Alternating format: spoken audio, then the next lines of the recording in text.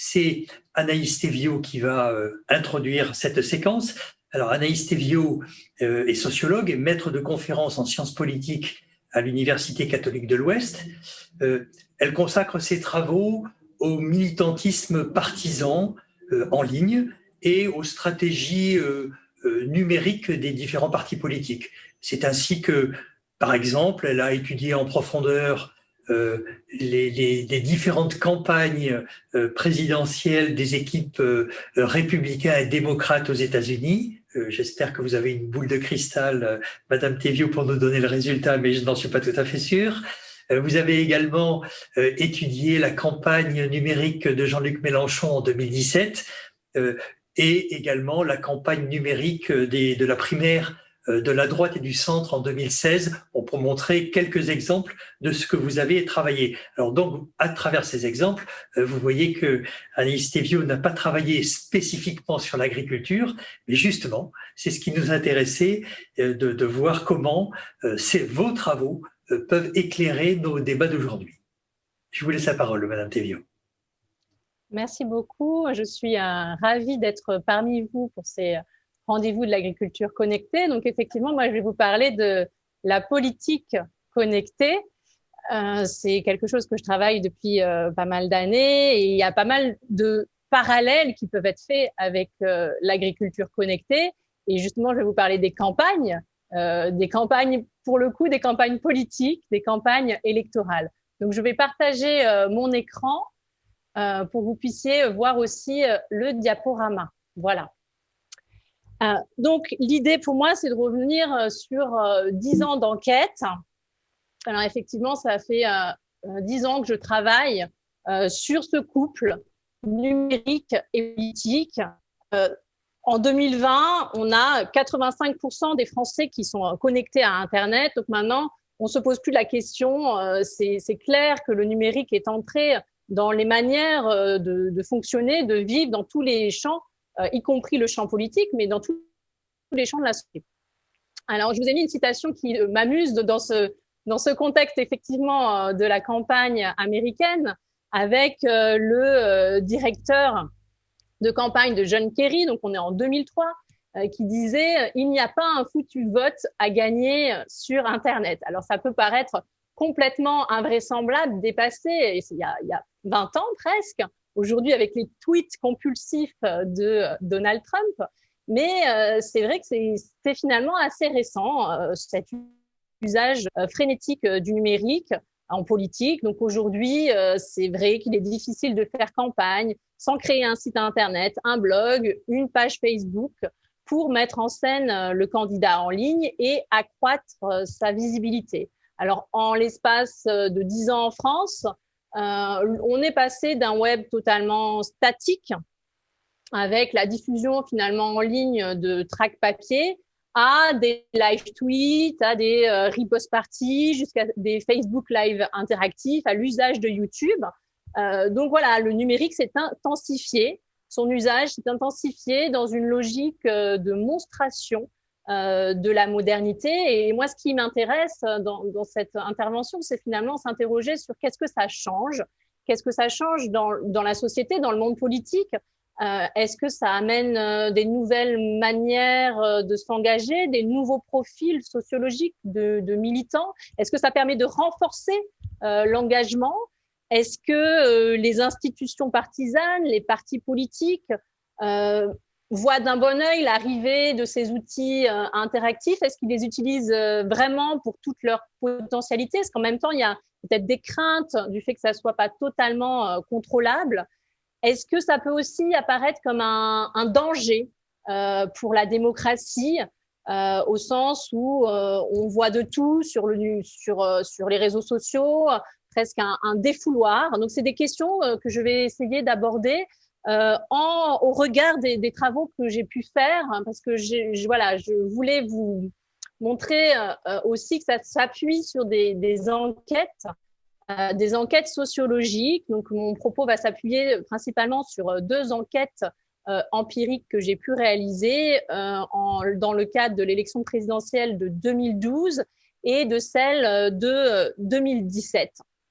Donc, pour moi, analyser ces évolutions de manière sociologique, ça permet d'éviter deux écueils. Le premier, c'est celui qu'on qualifie souvent de techniciste, qui consiste à prêter aux nouvelles technologies l'idée que ça pourrait tout changer par elles-mêmes et que les individus qui les utilisent et plus largement le monde social, ça changerait tout.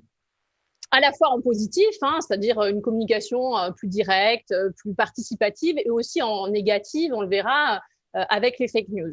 Donc l'approche sociologique, au contraire, elle permet d'inviter à une certaine prudence.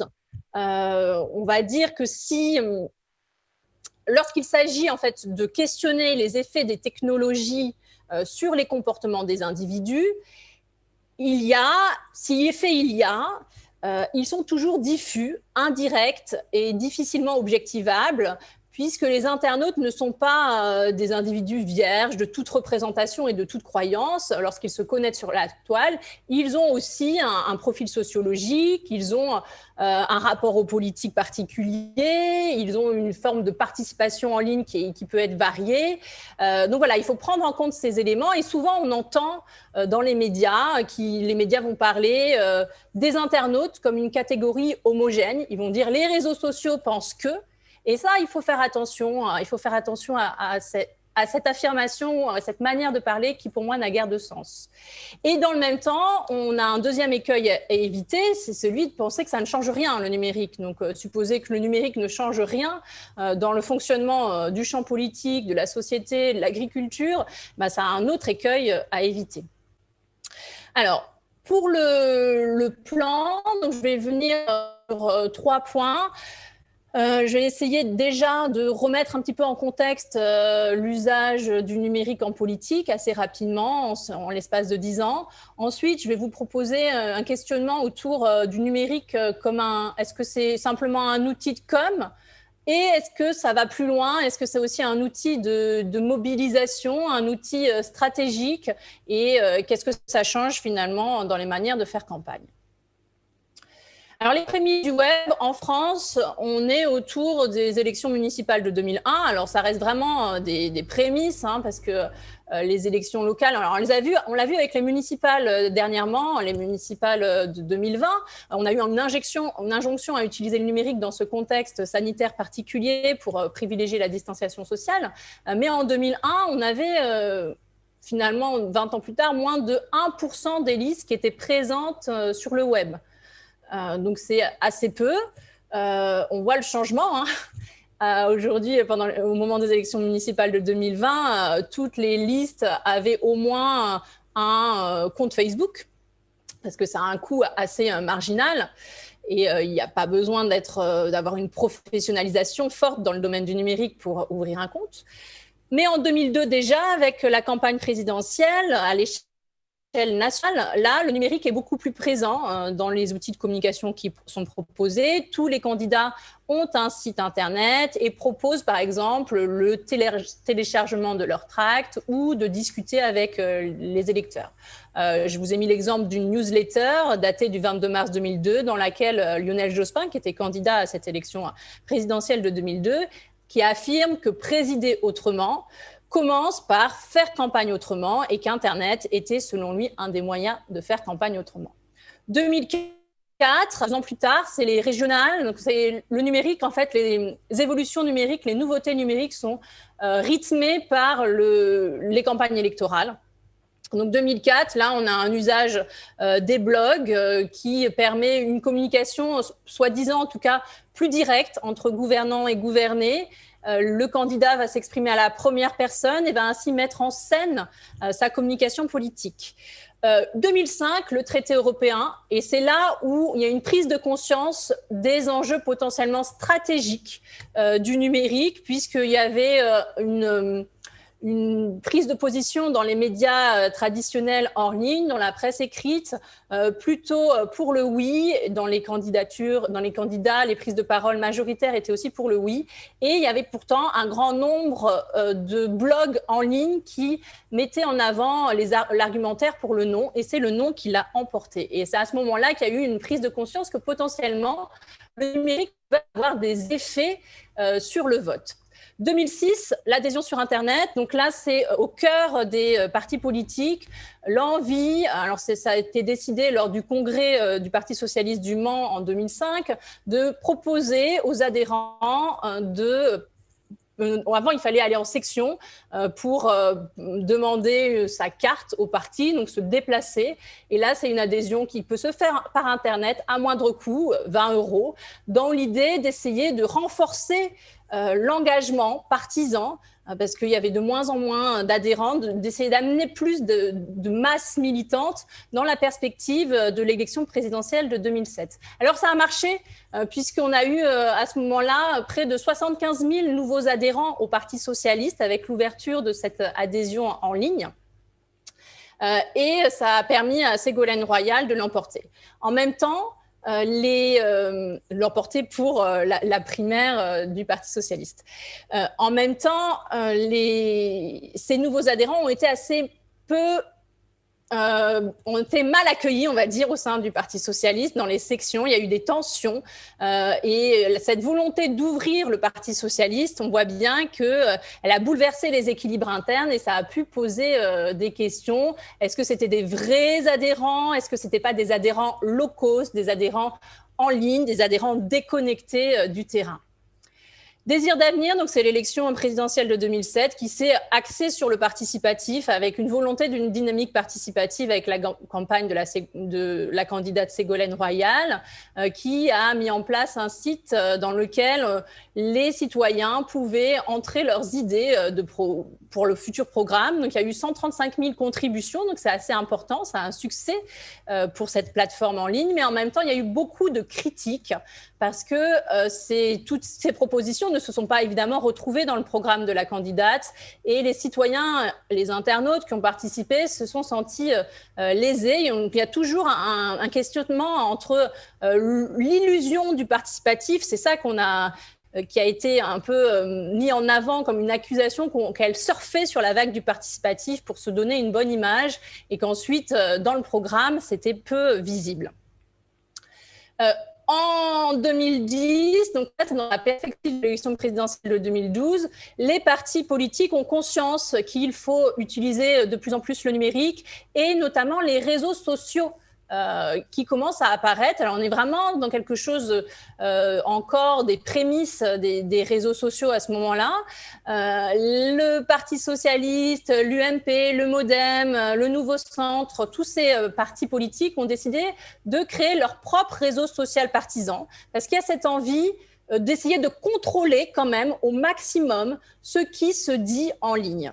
Et malheureusement, cette idée de contrôle, elle n'est pas appréciée par les internautes qui ont délaissé ces réseaux sociaux et ont préféré aller sur Facebook ou sur Twitter pour discuter. Et finalement, on avait vraiment une toute petite minorité d'adhérents qui discutaient en ligne sur ces réseaux sociaux partisans, qui étaient assez maintenus par la direction du Parti socialiste, avec une modération assez forte, en tout cas pour la coopole. Dans la perspective de l'élection présidentielle de 2012, là, on voit vraiment arriver le numérique, au sens des réseaux sociaux numériques. Avec Twitter, on a une montée, là la courbe montre qu'elle est exponentielle avec cette arrivée de Twitter qui avant n'était pas du tout utilisé. Donc pendant la campagne présidentielle de 2012, il a été fortement utilisé et c'est ce que met en avant le directeur du web à l'époque de l'UMP, qui indiquait qu'il y a eu un vrai changement pour lui entre l'élection présidentielle de 2007 et l'élection présidentielle de 2012, à la fois par le rôle joué par les réseaux sociaux, donc Twitter, Facebook qui arrivent de manière forte dans cette campagne électorale, et les chaînes d'information en continu qui font qu'on a une campagne presque permanente. Donc, il dit, là où tu faisais une connerie de 8h, là tu fais une connerie à 8h, à 8h15, c'est sur Twitter. À 8h30, tu as la vidéo sur Dailymotion. La caisse d'amplification était énorme et il n'y avait pas ça en 2007. Donc, on a vraiment cette idée de temporalité des campagnes électorales qui est changée par l'arrivée du numérique et des chaînes d'information en continu qui amènent de l'instantané. Et en même temps, on a des discours de stratèges politiques qui disent qu'on serait dans un militantisme nouveau, un militantisme rénové, qui ne serait pas le même militantisme qu'avant, qui est un militantisme beaucoup plus attaché aux partis politiques, corps et âme. Là, on serait dans un militantisme beaucoup plus souple, à la carte, un militantisme post-it. En même temps, l'enquête que j'ai menée montre bien qu'on n'a pas une évolution majeure en termes de profil sociologique du cybermilitant. On n'a pas vraiment un nouveau militant au sein des deux partis que j'ai pu étudier, donc le Parti socialiste et l'UMP. On a un profil sociologique qui diffère peu. Un homme diplômé de l'enseignement supérieur, exerçant une profession supérieure dans le secteur public. Donc finalement, assez peu de changements au niveau du profil sociologique. Deuxième partie, les réseaux sociaux. Je voulais axer sur les réseaux sociaux parce qu'aujourd'hui, c'est ça aussi qui rythme les campagnes politiques et c'est l'outil qui est le plus utilisé, que ce soit par des partis de gouvernement, donc des grands partis, ou aussi des petits partis politiques parce que ça a un faible coût d'utilisation. Il n'y a pas besoin d'avoir des connaissances, des compétences dans le domaine du numérique pour ouvrir un compte Facebook ou un compte Twitter. Un présupposé du numérique, ça serait que ça permettrait une communication plus directe entre électeurs et candidats. Alors, j'ai pu étudier le cas de la campagne sur YouTube de Jean-Luc Mélenchon en 2017, qui a eu un vrai succès. On en a entendu beaucoup parler aussi dans les médias traditionnels qui ont relayé ce succès. Donc, il a repris les codes des YouTubeurs dans des objectifs politiques, notamment cet objectif de dépasser les barrières entre gouvernants et gouvernés, donc cette idée qu'on pourrait communiquer directement avec le numérique, avec les citoyens, avec les futurs électeurs. Dans le cas de Jean-Luc Mélenchon, il y avait aussi un objectif stratégique d'adoucir son image pour essayer d'avoir une image moins brutale, moins identifiée aux extrêmes et donc plus de présidentiable. L'idée aussi d'aller directement dans les foyers pour toucher ceux qui ne s'intéressent pas à la politique, les indécis, et qui peuvent faire la différence dans une campagne électorale au niveau du résultat. Et toujours le même discours qui est de dépasser les filtres médiatiques. C'est un discours qu'on a retrouvé très tôt, notamment qui était porté par le fondateur du Front National, Jean-Marie Le Pen, qui disait qu'Internet serait un moyen de s'adresser directement au peuple en contournant la supposée censure exercée par les médias traditionnels à l'endroit de son parti. Alors, c'est vrai que cette communication directe, on peut s'y interroger parce que finalement, les journalistes continuent à jouer un rôle important dans ce nouvel écosystème médiatique. Par exemple, sur Twitter, les acteurs politiques vont s'adresser en réalité à des journalistes, à un petit monde, parce que Twitter, ce n'est pas représentatif de la population en général, c'est moins de 20% de la population française qui est sur Twitter, contrairement à Facebook où on a là 60% de la population française, et c'est des profils sociologiques particuliers. Ça va réunir plutôt des journalistes, des hommes politiques et des citoyens qui sont proches de ces milieux-là, donc des cadres en communication, en publicité, en marketing et autres professions du symbolique. Donc on l'a bien vu, finalement, c'est pas parce que on va avoir un nombre de vues exceptionnel, comme c'était le cas pour la chaîne YouTube de Jean-Luc Mélenchon, qui avait occasionné beaucoup de vues et qui avait marqué au moment de la campagne présidentielle de 2017. Mais pourtant, malgré que ces vidéos ont été visionnées des millions de fois, il n'a pas passé le second tour. Donc, ce n'est pas parce que on a des polémiques, des hashtags qui vont générer des dizaines de milliers de messages, que c'est un phénomène massif. Ça va toucher finalement, c'est représentatif déjà que d'une partie, d'une petite fraction de la population, qui en plus est fort peu représentative. Et ça nous amène à cette question de la désinformation Facebook. On a aujourd'hui beaucoup un questionnement autour des effets du numérique sur la démocratie. Qu'est-ce que ça change? Et c'est vrai que dès la campagne présidentielle de 2012, il y a eu déjà beaucoup de fausses informations, de rumeurs qui ont circulé massivement en ligne. Et ça pose question. Il y a cette notion de bulle de filtre qui revient souvent, qui a été mise en avant par un essayiste américain. Et il considère, par exemple, il va dire que les internautes seraient enfermés dans des univers cognitifs clos qui vont les isoler de tout débat contradictoire. Et ça, c'est dû notamment aux algorithmes qui sont proposés par Facebook, par Twitter, par Google, etc. Et quand on regarde dans une approche beaucoup plus distanciée, une approche aussi plus d'enquête empirique, plus sociologique, ça permet de nuancer quand même ce phénomène et de travailler avec plus de distance. Donc, ce phénomène de bulle de filtre, déjà, il faut savoir, est totalement nouveau. Il fait écho à une notion qui est bien connue en sociologie des médias, qui est celle de l'exposition sélective. Donc bien avant la création d'Internet, même celle de la télévision, des chercheurs de l'école de Columbia avaient pu démontrer que les citoyens s'exposaient davantage à des contenus politiques conformes à leur opinion. Deuxièmement, si les chiffres de diffusion des fake news, donc ces fameux métriques du web, le nombre de followers, le nombre de likes, etc., peuvent impressionner de par leur ampleur, de par leur nombre, il convient de ne pas perdre de vue que les échelles et les ordres de grandeur sur le numérique sont très différents de celles auxquelles les médias traditionnels nous ont habitués. Un message relayé des millions de fois sur Facebook ne peut donc concerner au final qu'un nombre tout à fait marginal d'utilisateurs. Et troisièmement, relayer une fake news ne signifie pas nécessairement croire à son contenu ou le prendre pour argent comptant. On peut relayer une fake news sans y croire.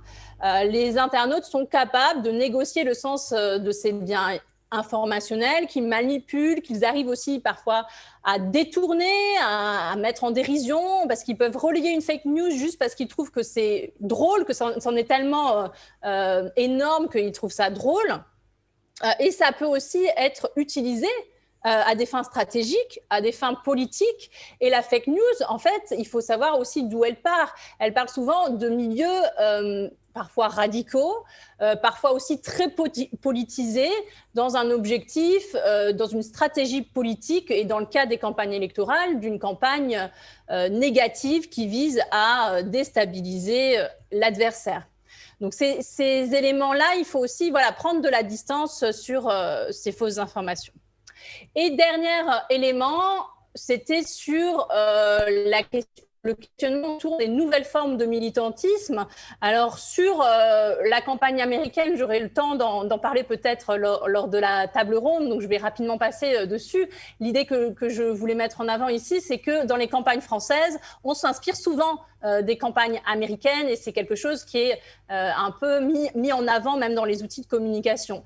Et notamment au niveau des big data, l'usage des data pour essayer de rationaliser le travail militant, le travail de terrain. Alors ça a toujours existé, cette idée d'essayer de récupérer des données sur les électeurs pour pouvoir ensuite cibler les actions militantes, mais ça se faisait avant de manière très artisanale, via la récolte de données lors de meetings, on allait récupérer les adresses postales. Aujourd'hui, ça se fait de manière beaucoup plus massive, beaucoup plus importante et beaucoup plus optimisée. Il y avait le cas du porte-à-porte en 2012, et je vais juste revenir là-dessus rapidement. C'était l'idée d'essayer, via ces outils de big data, de cibler les portes à frapper. Ce qui m'intéresse ici, c'est que cet outil-là de ciblage des portes à frapper a connu beaucoup de résistance de la part des adhérents du Parti socialiste, parce que ça avait été mis en place par l'équipe de François Hollande. Et finalement, les difficultés rencontrées dans l'importation de ce modèle à l'américaine du porte-à-porte vont bien retranscrire des spécificités françaises, des traditions militantes, des jeux de courant, des luttes de pouvoir internes aux partis politiques, des réticences aux techniques marketing, au changement, cette peur du changement qui parfois amène à résister à l'arrivée de ces outils numériques. Et je vais donc conclure sur une prise de conscience quand même de l'enjeu stratégique aujourd'hui qui est forte, avec quand même, malgré des résistances en 2012, on voit bien que la campagne de 2017, les outils de Big Data, ils ont été fortement utilisés par tous les candidats à l'élection présidentielle française de 2017, avec vraiment une idée que ça serait une nouvelle arme politique dans la course aux voix des citoyens, donc que ça soit Jean-Luc Mélenchon, Alain Juppé, Donald Trump, ils ont tous utilisé ces outils de Big Data électoral. Je conclus sur cette question de l'américanisation de la société française. Effectivement, on le voit bien, souvent on va regarder ce qui se passe à l'étranger, on va parler sur ces campagnes américaines et ces tweets compulsifs de Donald Trump, sa manière d'agir encore aujourd'hui dans le cadre de cette élection américaine avec les questionnements autour de finalement est-ce que c'est bon pour la démocratie, est-ce que c'est bon finalement de dire qu'on nous a volé l'élection, et déjà on voit bien que même Twitter et Facebook essayent de modérer et d'agir dans le champ politique, qu'il y aurait peut-être une volonté de fausse information menée par des acteurs politiques. Merci beaucoup à vous. Merci. Merci Madame Théviot. Au cœur de l'actualité, notamment avec les élections américaines, merci beaucoup. Mais beaucoup de choses que vous nous avez dites vont trouver une résonance dans la table ronde qui va suivre. Je pense à la question de la qualification des personnes qui sont sur Internet, des militants, ou encore le rôle que les algorithmes vont jouer pour mettre en relation les gens les uns avec les autres. Ce sont des points qui vont trouver un écho dans notre table ronde.